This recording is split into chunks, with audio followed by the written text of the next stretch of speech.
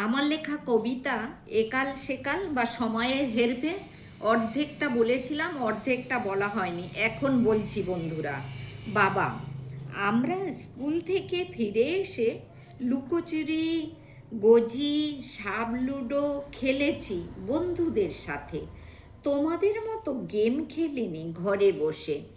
আমরা বাবা মায়ের সাথে কাজ করেছি হাতে হাতে, আবার আনন্দ উপভোগ করেছি সাদা কালো টিভি দেখে একসাথে ঘরে বসে। সকাল সন্ধে মনের মতো গান শুনেছি রেডিওতে। তোমাদের মতো এত কিছু পাইনি, ইন্টারনেট, মোবাইল, চ্যাটে বন্ধুদের সাথে কথা বলতে। আমরা টাইপ শর্ট হ্যান্ড শিখেছি, তোমাদের মতো ল্যাপটপ, কম্পিউটার ছিল না।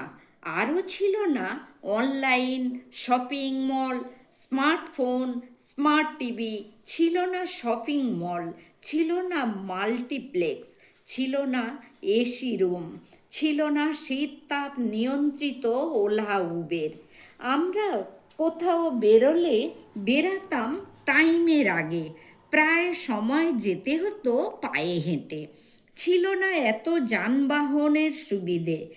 তোমরা বেরাও ফিক্স টাইমে ঘড়ি ধরে, নাও ওলা উবের ডেকে। আমাদের সময় ছিল না, আমাদের সময় ছিল সংস্কার, শ্রদ্ধা, সম্মানবোধ। এখন বিনয় নেই, শালীনতা নেই, ভদ্রতা নেই, আছে চক্রান্ত, বেইমানি আর মিথ্যাচার।